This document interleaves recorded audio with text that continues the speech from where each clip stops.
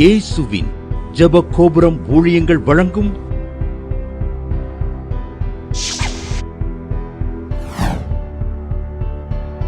நம்பிக்கையிலே சந்தோஷமாயிருங்கள்.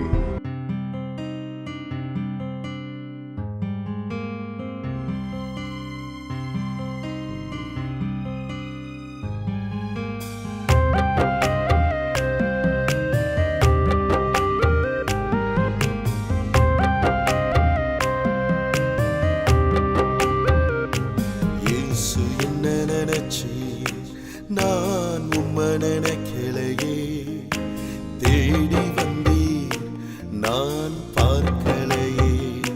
இயேசு என்ன நினைச்சீர், நான் உம்மை நினைக்கலையே, தேடி வந்தீர் நான் பார்க்கலையே.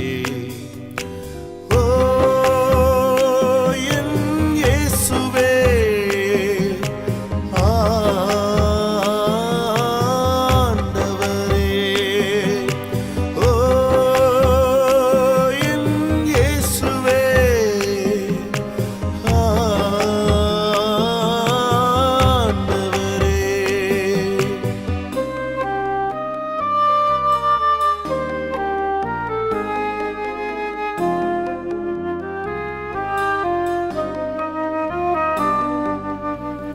சாரிசனம் கைவிட்டாங்க, சொந்த பந்தம் விலகினாங்க.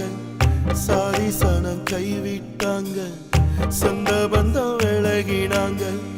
நீர் என்னை கைவிடவில்லை, என்னை விட்டு விலகவில்லை. நீர் என்னை கைவிடவில்லை, என்னை விட்டு விலகவில்லை. ஓ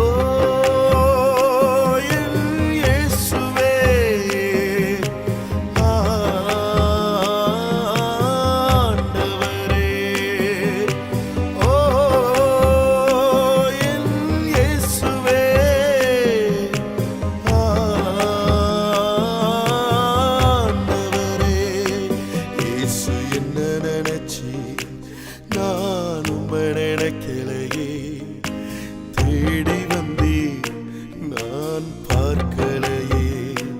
இயேசு என்ன நினைச்சீர், நான் உம்மை நினைக்கலையே, தேடி வந்தீர் நான் பார்க்கலையே. ஸ்தோத்திரம். ஆண்டவர் கோடி கோடி நன்றி. நாங்கள் ஓட்டு வீட்டில் ரொம்ப கஷ்டப்பட்டு இருந்தோம். ஆண்டவர் எத்தனையோ லோனுக்கு அலைஞ்சோம். கடவுள் கிருவியில் லோன் கிடச்சி அக்கா ஜோம் பண்ணாங்க, ப்ரேயர் பண்ணாங்க. எலிசபெத் சிஸ்டர் ப்ரேயர் பண்ணி எப்படி வீடு கட்டுவீங்க போயிடுச்சு, கட்டாயம் ஆண்டவர் மாடி வீடு கட்டி கொடுப்பாருன்னு சொன்னாங்க. அதுபோல் நல்லபடியாக எங்களுக்கு வீடு கட்டி மாடி கட்டிட்டோம். இந்த லோன் வாங்கி கடனையும் முக்கால் அடைச்சிட்டோம். கவர்மெண்ட் லோன்னு எங்களுக்கு 1 லட்சம் போல் வந்துச்சு. கடவுள் எவ்வளோ அற்புதம் அதிசயம் செஞ்சு ஒன்றும் கொஞ்சம் 2 லட்சம் இருக்குது, அதுவும் கட்ட உதவி செய்வார் ஆண்டவர். அதற்காக கோடி கோடி ஏசப்பாக்கு நன்றி. நம்பிக்கையிலே சந்தோஷமாயிருங்கள். ஜாய் டிவி நேயர்களுக்கு இயேசு கிறிஸ்து நாமத்தினால அன்பான வாழ்த்துக்களை தேவ சமூகத்தில் உங்களுக்கு கூறுகிறோம். அல்லேலூயா. இந்த நம்பிக்கையிலே சந்தோஷமாக இருங்கள் நிகழ்ச்சிக்கு உங்களை அன்போடு கூட வரவேற்கிறோம். அல்லேலூயா, அல்லேலூயா. ஒவ்வொரு ஞாயிறும் மாலை 7:30 மணிக்கு ஜாய் டிவியில் நம்பிக்கையிலே சந்தோஷமாக இருக்கிற நிகழ்ச்சியும், ஒவ்வொரு வெள்ளிக்கிழமையும் காலையில் 8:15க்கு நம்பிக்கை டிவியில் நம்பிக்கையிலே சந்தோஷமாக நிகழ்ச்சியும், ஒவ்வொரு செவ்வாய்க்கிழமை மாலை 6:30 மணிக்கு ஜாய் டிவியில் நம்பிக்கையிலே சந்தோஷமாக நிகழ்ச்சியும், ஒவ்வொரு வேலைக்கிழமை இரவு 8 மணிக்கு யூடியூப்பில் சிறப்பு செய்தி ஜபமும் என்ற தலைப்பில் ஒரு ப்ரோக்ராம் போய்கொண்டு இருக்கிறது. அதே போல் 1ஆம் தேதி மாலை 7 மணிக்கு யூடியூப்பில் வாக்குத்தத்த ஜபம் நடக்கிறது. அதை நீங்கள் எப்போ வேணாலும் யூடியூப்பில் பார்த்துக்கிடலாம். அதே போல் கர்த்தர் எனக்கு கொடுத்த பாடல்களில் ஒரு 7 பாடல்களை நாங்கள் செலக்ட் பண்ணி ஆடியோ மட்டும் தயார் பண்ணியிருக்கிறோம். அது வீடியோ லிரிக்ஸில் ரெடி ஆகிக்கிட்டு இருக்கு. அது சீக்கிரம் வெளிவரன்னு ஜெபம் பண்ணுங்கள். த லார்ட் பிரசன்ட் சாங் என்ற தலைப்பில் வரும். மிராக்கிள் மினிஸ்ட்ரி வழங்கும் த லார்ட் பிரசன்ட் சாங்குன்னு நாங்கள் வெளியிட போகிறோம். அதுக்காக தயவு செஞ்சு ஜெபம் பண்ணுங்கள். அதுக்கு ஒரு ஒரிஜினல் வீடியோ எடுக்கணும். அதுக்கு சில லட்சங்கள் தேவைப்படுது. நீங்கள் தயவு செஞ்சு ஜெபம் பண்ணுங்கள்.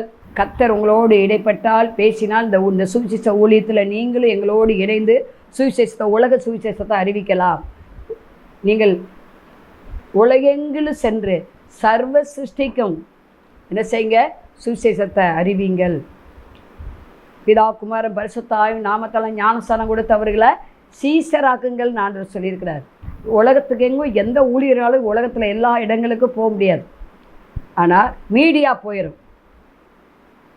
போயிடும்.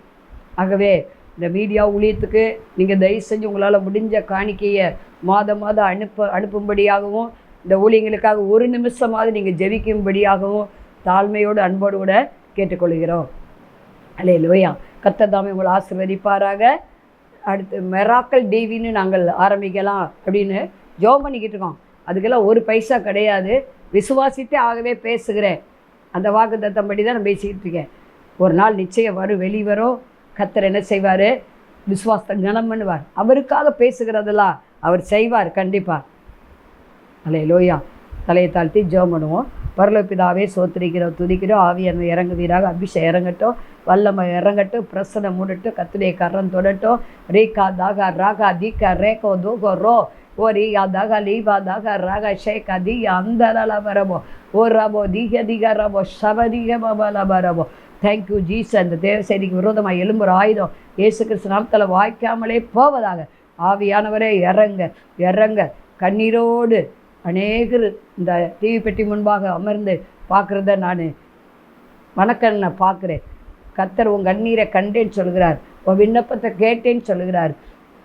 கண்ணீரின் பள்ளத்தாக்கில் நடந்து வருகிற நீங்கள் இல்லை ஊடுருவி சென்று களிப்பான நீரூற்றாய் நீங்கள் மெய்யாவை மாற்றிக்கொள்வீர்கள். அல்லேலூயா. உங்கள் கண்ணீருக்கு முடிவு வந்தது. உங்கள் சஞ்சலம் தவிப்பு ஓடி போகிறது. அல்லேலூயா. ஓ ராதாலா கசே கதிகரபோ ஓ ராபோ திகாதகலபரபோ. Thank you Jesus. அல்லேலூயா. நான் இந்த தவறை செய்யக்கூடாதுன்னு நினைக்கிறேன், திருப்பி நான் அதே செய்கிறேன். இந்த அங்கலாய்க்கிற மகளே, நான் குடிக்கக்கூடாதுன்னு நினைக்கிறேன், ஆனால் திருப்பி நான் குடிச்சிடறேன். கடன் வாங்கக்கூடாதுன்னு நினைக்கிறேன், வாங்கிடுறேன். அவங்களோட தொடர்பு வைக்கக்கூடாது துன்மார்க்கரோடு அப்படின்னு நினைக்கிறேன், ஆனால் அவங்களோட போய் ஐக்கியம் வச்சுறேன். இந்த முடியாத காரியத்தை தேவ ஆவியானவர் இறங்கி அதை எடுத்து போடுகிறார். ஓ பரிசுத்தமாக இருக்கிறவன் முற்றிலும் பரிசுத்தமாக இருக்கட்டும்னு சொல்லுகிறான். அல்லேலூயா. ராக அதிகேலியா கரபோ. அல்லேலூயா. ஏதோ மதுபானத்தை எங்கள் வீட்டுக்காரர் ரொம்ப குடிக்கிறாரு, என் சகோதரி ரொம்ப குடிச்சிட்ருக்கா, கர்த்தர் அதுலேருந்து விடுதலை தரன்னு ஜெபிக்கிற அருமையான சகோதரியே, கர்த்தருடைய ஆவியானவர் அந்த மதுபானத்தை பிடுங்கி வீசி எறிகிறார். அல்லேலூயா. ஜீவ தண்ணீரை இலவசமாய் பருகும்படி கட்டளையிடுகிறார். அல்லேலூயா. ராக அதிகலபரபோ. 37 வயசாச்சு, இன்னும் கல்யாணம் ஆகலை. 30 வயசுக்கு மேலே நிறைய பேர் கல்யாணம் இருக்கீங்க. இயேசு கிறிஸ்துவின் ஜீவனுள்ள நாமம் ஏற்ற துணை இந்த மாதம் உண்டாக்குவதாக. ஆவியானவரே இறங்கும்படியாக நாங்கள் செபிக்கிறோம். அல்லேலூயா. எலும்பு தேய்மானங்கள் இயேசு கிறிஸ்து நாமத்தை நீங்கி போவதாக. தேவ ஆவியர் அசைவாடும்படியாக செபிக்கிறோம். உங்கள் கரம் கூட இருக்கட்டும். அல்லேலூயா. ரக லீபரபா ரீகலபரபோ ஷே.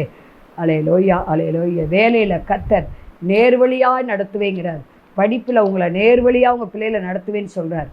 ஆசீர்வதிங்க ஆண்டவரே. இயேசு கிறிஸ்து நாமத்தில் பிதாவே, ஆமென்.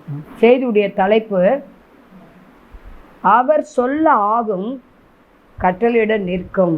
சங்கீதம் 33:9. அவர் சொல்ல ஆகும் கட்டளையிட நிற்கும்.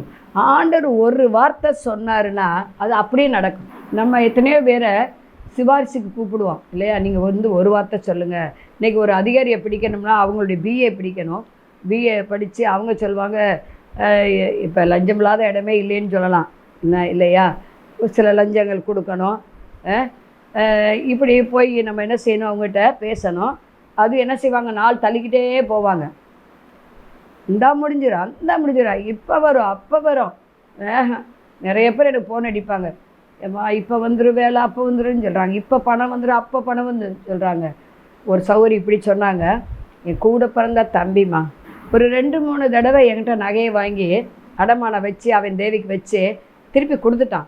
ஆனால் இப்போ நான் கொடுத்து 1 வருஷம் ஆக போகுதுன்னு நான் தரலை. எப்போவுமே 1 மாத்தையில் 2 மாத்தையில் அவசரத்துக்கு வாங்கி வச்சுட்டு திருப்பி கொடுத்துருவான். தடவை 1 வருஷம் ஆக போகுது, எனக்கு பயமாக இருக்குது, தரமாட்டேங்கிறான், தந்துருவேங்கிறான், தரலை. வார்த்தையை நம்பி நான் கொடுத்தேன். இன்றைக்கி நகை விற்கிற விலைக்கு அம்மா 25 பவுன் நகை எப்படிம்மா அவன் கொடுக்க போகிறான்? இவெல்லாம் நான் 2-3 தடவை அவன் கொடுத்ததுனால தான் மாற்றிட்டாங்க. ஏன் நீங்கள் கொடுக்குறீங்க? இவன் போட்டு பாஸ்டிங் போட்டு ஜோம் பண்ணிக்கிட்டு இருக்காங்க. அப்படி நான் கேட்டதுக்கு அவங்க இல்லைம்மா 2-3 தடவை வாங்கி கொடுத்துட்டான். பார்த்தீங்களா? அப்படி தான் கூட பிறந்தவங்க அப்படி தான் இருக்கிறாங்க. வார்த்தையை நம்ப முடியல, கூட பிறந்தவங்கள நம்ப முடியல, புருஷனை நம்ப முடியல, பிள்ளைகளை நம்ப முடியல, மனைவியை நம்ப முடியல. இன்னைக்கு யாரையுமே சமுதாயத்தில் நம்ப முடியல. நாம் நம்புகிற ஒரே நம்பிக்கைக்குரியவர் ஆண்டவராக இயேசு மட்டும்தான். அவரை நம்பி கொடுத்த நற்பொருள் அவர் காத்துக்கொள்ள வல்லவராக இருக்கிறார். அவருடைய வார்த்தை நிறைவேறும். தீவிரமாய் அவருடைய வார்த்தை வருகிறது. அது வெறுமனே திரும்பாதவற்றை என்னத்துக்கு வார்த்தையை அனுப்புகிறாரோ அது காரியம் வாய்க்கும்படி செய்யும். அவருடைய வார்த்தையை நம்ம நம்பலாம், கண்ணை மூடிட்டு நம்பலாம். அவருடைய கருத்தை நம்ம பிடிச்சி பின்னாலே நடக்கலாம். ஏன்னா அவர் சொல்ல ஆகும், கட்டளையிட நிற்க. அவர் ஒரு வார்த்தை சொன்னால் போதும். யோவான் எழுதின சுவிசேஷம் 4:50 சொல்லுகிறது, இயேசு சொன்ன வார்த்தையை அவன் நம்பி என்ன செஞ்சான், அந்த நூற்றுக்கு அது வெளியே போனான்னு பார்க்குறோம். சரிங்களா? இயேசு அதாவது ராஜாவின் குமாரன் என்று எழுதப்பட்டிருக்கு. அவன் வியாதியினால், மரண வியாதி அவனுக்கு இருக்குது. எவ்வளவோ டாக்டர் பார்த்து கேட்கல. ஒரு ராஜவம்சம்னா அவன் எவ்வளோ ட்ரீட்மெண்ட் பார்த்துருப்பான். சாதாரண ஆளே கடனை வாங்கி உடனே வாங்கி வீடை விற்று அதை விற்று, இப்போ நாங்களாம் என் மகனுக்கு வீடெல்லாம் விற்றோம், நகையை விற்றோம், இருந்த சம்பாத்தியத்தெல்லாம் கொண்டு போய் வேலூர் சிஎம்சியில் கட்டினோம். கிட்னி ஃபெயிலருக்கு அப்படி இழந்திருப்பான். இவன் என்ன செஞ்சிருப்பான், எவ்வளவோ சொத்தை இழந்திருப்பான். ஆனாலும் யாரும் காப்பாற்ற முடியல. எப்படி அந்த பெரும்பாடுள்ள ஸ்திரீ தன் ஆஸ்திகள் எல்லாம் செலவழித்து அவளுக்கு சுகம் கிடைக்கல. லூக்கா 13 அதை குறித்து வாசிக்கிறேன் இல்லையா? கடைசியில் அவள் ஒரு தீர்மானம் எடுத்தா. அவர் வாயில் வார்த்தை சொல்கிறா. அவள் வார்த்தை என்னென்னா, அவர் வஸ்திரத்தை ஒவ்வொரு தொட்டால் நான் குணமாயிடுவேன்னு அவள் அறிக்கையிடுறான். அதன்படி அவள் செஞ்சா என்ன ஆச்சு, சுகம் பெற்றாளா? பெற்றா. ஆண்டவர் அற்புதம் செய்வதற்கு அவருடைய வார்த்தை நமக்கு தேவை, நம்முடைய வார்த்தை அவருக்கு தேவை. அவிசுவாசம் பேசக்கூடாது, முறுமுறுப்பு பேசக்கூடாது. என்ன ஆண்டவர் லேட் பண்ணுறாரு, ஏன் லேட் பண்ணுறாரு, அவங்களுக்கெல்லாம் கொடுத்துறாரு, எனக்கு ஏன் கொடுக்கல, ஆண்டவர் பட்சபாதம் பார்க்குறாரா, பரிதானம் வாங்குறாரா, இதெல்லாம் கொஸ்டின் வரும். இல்லை, எல்லாவற்றுக்கும் ஒரு காலத்தை வைத்திருக்கிறார். விதைக்க ஒரு காலம் உண்டு, அறுக்க ஒரு காலம் உண்டு, நட்ட ஒரு காலம் உண்டு, பிடுங்க ஒரு காலம் உண்டு. வாழ்ந்திருக்கவும் தெரியும், தாழ்ந்திருக்கவும் தெரியும். குறைபடவும் போதிக்கப்பட்டிருக்கிறேன், நிறைவுபடவும் போதிக்கப்பட்டிருக்கிறேன் பவுல் சொல்கிறார். நிறைவாக இருந்தால் அல்லேலூயா, ஆண்டவருக்கு நன்றி. குறைஞ்சி போச்சுன்னா என்னத்த ஜெபம் பண்ண, அப்படி நிறைய விஷயம் சொல்கிறாங்க. ஜெபத்தில் சாத்தான் சோர்வை கொண்டு வந்துடுறான். சாத்தான் பயன்படுத்துகிற ஒரே ஆயுத சோர்வு. அதனால தான் லூக்கா 18 ஆண்டவர் சொன்னார், நீங்கள் சோர்ந்து போகாமல் இடைவிடாமல் ஜெபம் பண்ண வேண்டும் என்பதை குறித்து ஒரு ஊமையை சொன்னார். அங்கே ஒரு நியாயாதிபதியை ஊமைக்கு சொல்கிறாரு, ஒரு விதவை அங்கே வைக்கிறார் இல்லையா? இரவும் பகலும் போய் தொந்தரவு பண்ணுறார். எனக்கு எதிராளிக்கு இருக்கிற காரியத்தில் நியாயம் செய்யணும். அவள் வருஷக்கணக்காக போய்கிட்டு இருக்கா. ஒரு நாள் அந்த நியாயாதிபதி என்ன செஞ்சான், இவன் என்னை அடிக்கடி வந்து அலட்டாதபடிக்கு இவளுக்கு நியாயம் செய்வேன்னு சொல்லி கொண்டான் தனக்குள்ள. அப்படியே தம்மை நோக்கி கூப்பிடுவர்களாக தம்மால் தெரிந்து கொள்ளப்பட்ட விஷயத்தில் நீடிய பொறுமையுள்ளவராக இருந்து அவர் நியாயம் செய்யாமல் இருப்பாரா? லூக்கா 18:8 வாசிக்கிறோம். சீக்கிரம் நமக்கு நியாயம் செய்வார். ஆனால் அவர் சொல்லுக்கு நம்ம கீழ்ப்படியணும். அவர் சொல்ல ஆகும், கட்டளையிட நிற்கும். இங்கே சங்கீதம் ஏன்னா சங்கீதம் 12:6 சொல்லுகிறது, அவருடைய சொற்கள் புடமிடப்பட்டவைகளாம். சரிங்களா? 7 தரம் மண்ணினால் புடமிடப்பட்டவைகள் அவருடைய வார்த்தைகள். சாதாரண வார்த்தை கிடையாது. அவர் தம்முடைய வார்த்தையை அனுப்பி என்ன செய்கிறாரு, சுகம் கொடுக்குறார். 107:20 எழுதப்பட்டிருக்கு. அவர் ஒரு வார்த்தை சொன்னால் போதும் சுகமாயிடுவான். எப்படி அந்த 100க்கு அதிபதியுடைய வேலைக்காரன் அந்த ராஜகுமாரன் என்ன பண்ணினான், சுகமானான். இப்போ உன் குமாரன் பிழைச்சிருக்கான்னு சொல்லிட்டார். அவ்வளோதான். அங்கே வீட்டுக்கு போகிறான், வழியிலேயே செய்தி வருது, நல்ல செய்தி, உன் குமாரன் பிழைச்சிட்டாப்பா, நல்லா இருக்கானப்பா அப்படின்னு. அப்போ அவர் தூரத்துக்கும் சமீபத்துக்கும் தேவன். வீட்டுக்குள்ளே வர நான் பார்த்தனல்ல, ஒரு வார்த்தை சொன்னால் போதும்னு அந்த 100க்கு அதிபதி சொல்கிறாரு. அப்போ தான் இஸ்ரவேல் பக்கம் ஆண்டவர் திரும்பி சொல்கிறாரு, இஸ்ரவேலுக்குள்ளே நான் இப்படிப்பட்ட விசுவாசத்தை பார்க்கவே இல்லைன்னு சொல்கிறாரு. அப்போ நமக்கு அப்படிப்பட்ட மலையை பெயர்க்கத்தக்க விசுவாசம், உங்கள் உலகத்தை ஜெயிக்கக்கூடிய விசுவாசத்துக்காக நம்ம ஜெபம் பண்ணணும். அற்ப விசுவாசியாக இருக்கக்கூடாது.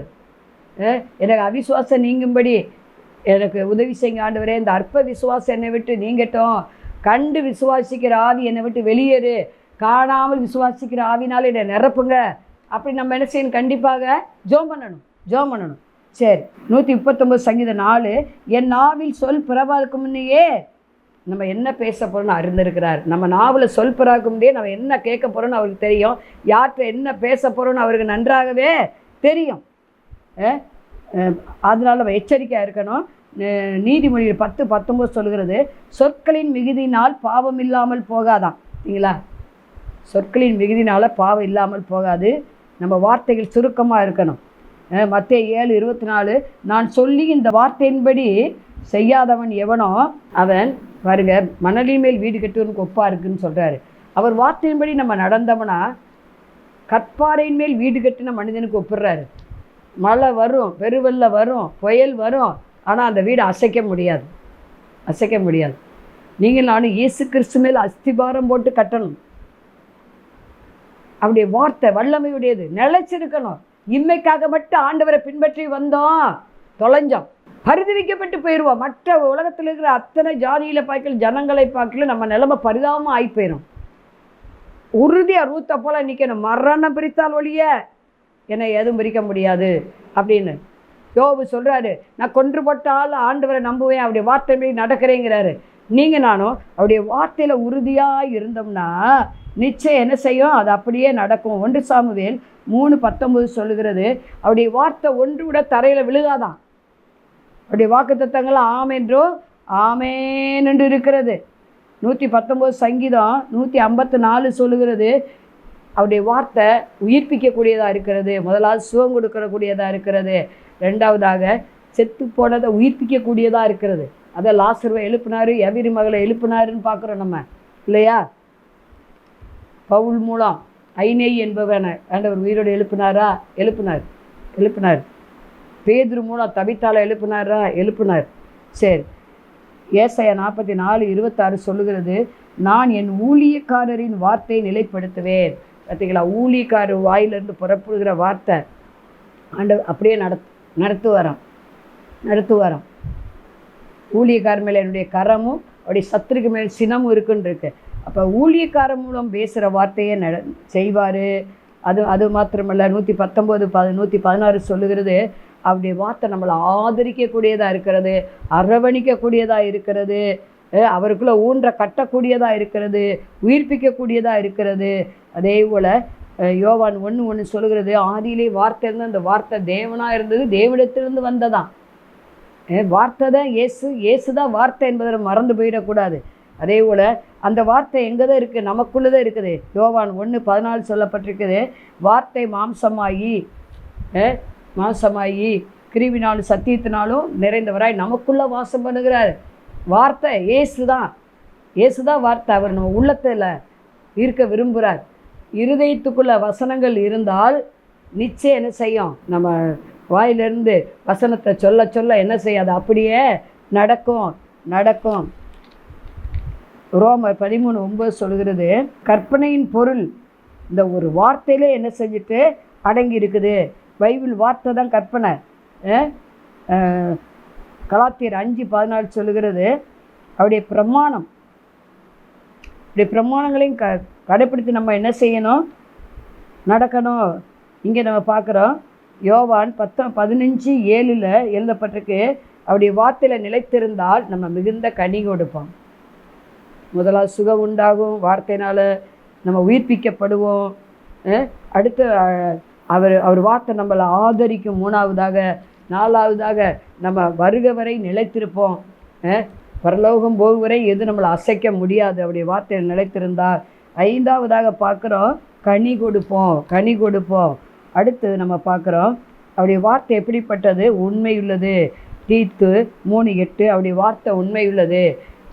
அதே போல் நீதிமொழிகளில் பார்க்குறோம் 28:20 உண்மையுள்ளவன் பரிபூர்ண ஆசீர்வாதங்கள் என்ன செய்வானா? பெறுவான்னு பார்க்குறோம்.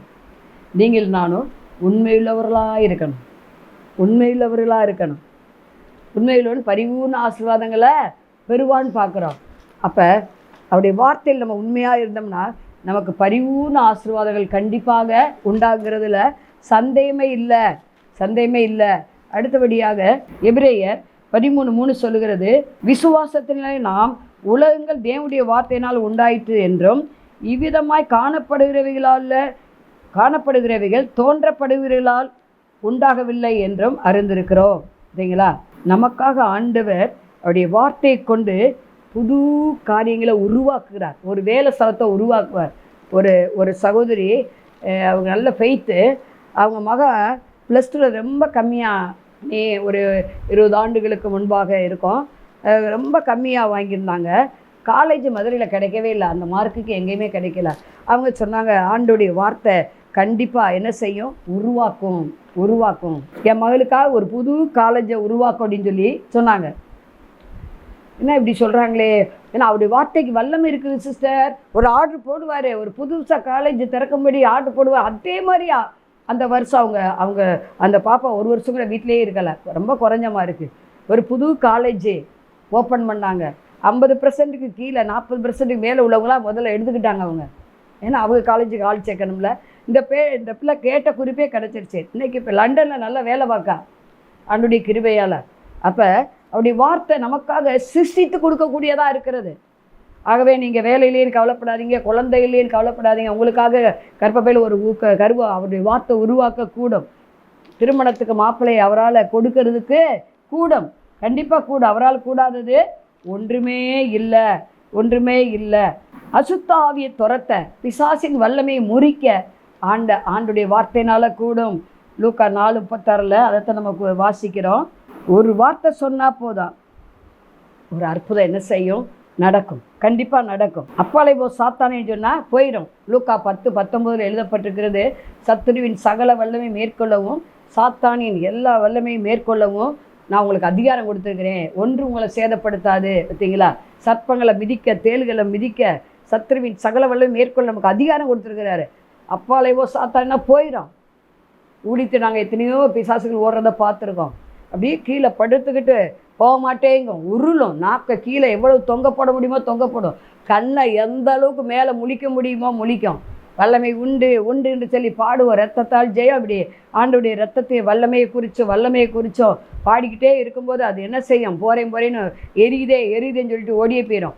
அப்படி வார்த்தை நசரா இயேசுவின் நாமத்தினால வெளியேறி போயிடும். எப்படிப்பட்ட கட்டு விழுவோம். ஒரு அம்மாலாம் அப்படியே செய்வனை வெளியே அப்படியே கடைஞ்சின்னு சொன்னாங்க, வீட்டு வெளியே வச்சுருந்தது. அப்போ செய்வனை வெளியேறி வான்னா வந்துடும் இயேசு கிறிஸ்து நாமத்தினால. அப்படிப்பட்ட வல்லமை அவருடைய வார்த்தைக்கு உண்டு. ஆண்டவர் சொன்னார், என் நாமத்தில் பிசாசுகளை துரத்துவீன்னு சொன்னார். அதனால் செய்வனை பார்த்து பயப்படாதீங்க. அவருடைய வார்த்தை ஒரு வார்த்தை செய்வனை நீக்கி போட்டுரும், மந்திரத்தை நீக்கி போட்டுரும், கட்டுகளை உடைச்சிரும், சிறையிருப்பை மாற்றிடும். சரி, அடுத்து லாஸ்ட்டாக லூக்கா 5:5 இப்படி சொல்லுகிறது, பொருளாதாரம் இரவெல்லாம் பிரயாசப்பட்டு ஒரு பணமும் உங்களுக்கு கைக்கு இல்லையா, அப்படியே ஊதி போட்ட மாதிரி இருக்கா, பொத்தல் பையில் போட்ட மாதிரி இருக்கா, வரவு வந்தால் என்னமோ வரவு 8 நாள் செலவு 10 நாள் ஒருத்தன் பாடுற மாதிரி இருக்கா, கவலைப்படாதீங்க. ஆண்டவர் சொல்லுகிறபடி அப்படி வார்த்தையின்படி வலைய போடுங்க. பிஸ்னஸாக அப்படி வார்த்தையின்படி செய்யுங்க. வேலையா அப்படி வார்த்தையின்படி வேலையில் அமருங்க. படிப்பா அப்படி வார்த்தையின்படி படிங்க. ஊழியமா அப்படி வார்த்தையின்படி செய்யுங்க. அவங்க சர்ச்சை வச்சுருக்காங்க, நானும் வச்சுருக்கேன்னு சொன்னால் அடி வாங்கிடுவான். அவங்க சுவிசேஷ ஊழியம் செய்கிறாங்க, நானும் செய்ய போகிறேன். ஒரு சௌகரியம் அப்படி தான், நானும் ஊழியம் செய்ய போகிறேன்னு ஒரு 2 தடவை எப்படி இருக்கிற காசு கொண்டு போட்டாங்க. 3வது வாரம் போட முடியல. ஆண்டவர் சொல்லணும். ஆண்டவர் சொன்னார்னா அதே அவரே நடத்துவார். அவர் சொல்ல கட்டளையிட நிற்கும். ஆண்டவர் ஊழியம் ஆரம்பிக்க சொல்லி 13 பேசுகிறாரு, 12 பேசிட்டார்.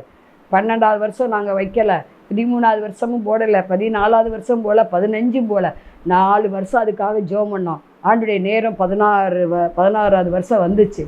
இப்போ ஆரம்பின்னு சொன்னார். எங்கிட்ட கூடிய ஆரம்பிக்க காசு இல்லை, அதே வருமானம் தான், ஒன்றும் முடியலை. ஒரு 1/4 மணி நேரம் தமிழன் டிவியில் 5 வாரம் போடுறதுக்கு 30,000 போட்டால் 5 வாரம் போடணும். இன்றைக்கி வெள்ளிக்கிழமை தொடங்குனா மறு வெள்ளிக்கிழமை அப்படி அந்த மாதிரி வரும். புதன்கிழமை நாங்கள் போட்டோம் தமிழன் டிவியில்.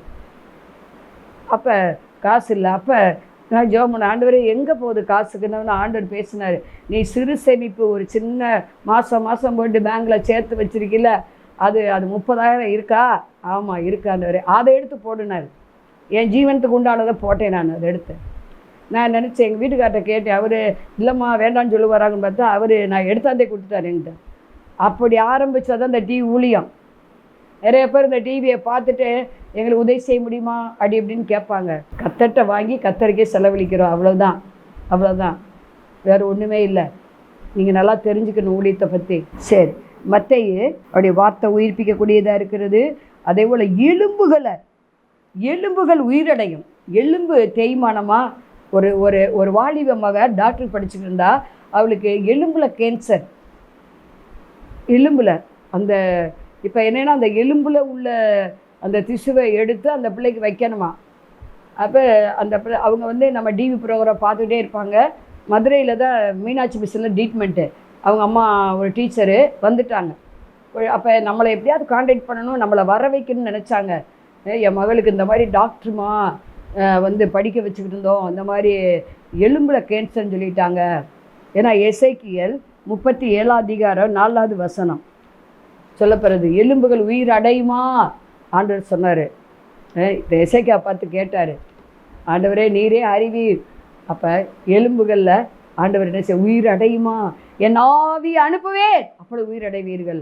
நாங்கள் மீனாட்சி மிஸ்ஸில் போய் கொஞ்சம் தள்ளி நின்று தான் பார்த்தோம், உள்ளே எங்களை விடலை.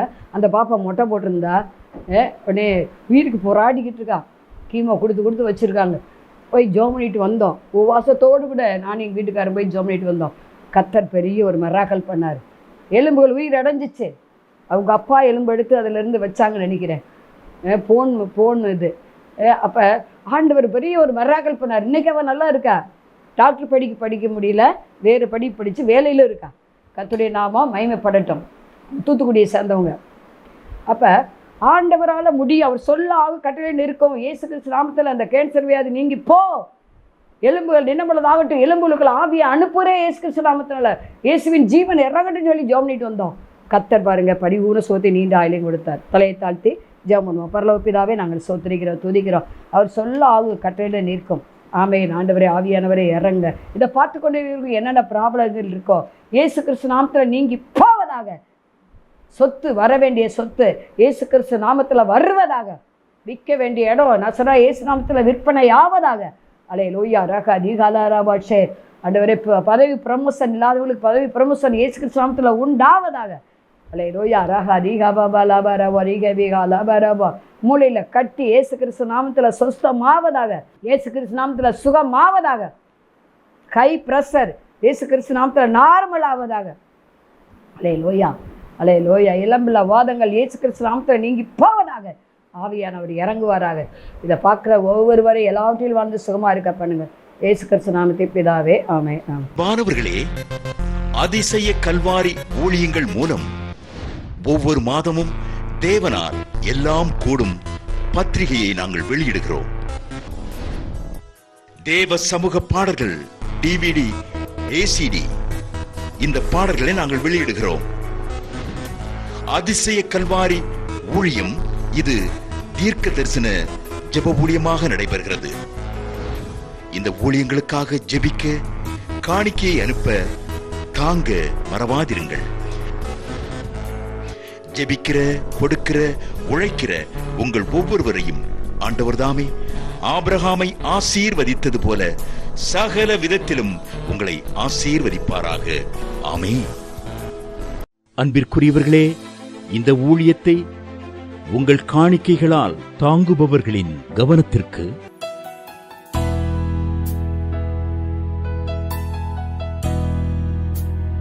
ஜிபே மூலமாகவும் நீங்கள் தாங்கும்படி உங்களை பட்சமாய் கேட்டுக்கொள்கிறோம். எங்களுடைய ஜிபே எண்ணானது 9443030850.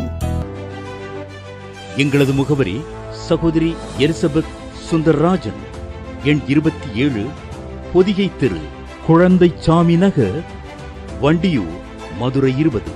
செல்போன் எண்கள் 9487177765 9095328172 மற்றும் 9443930850.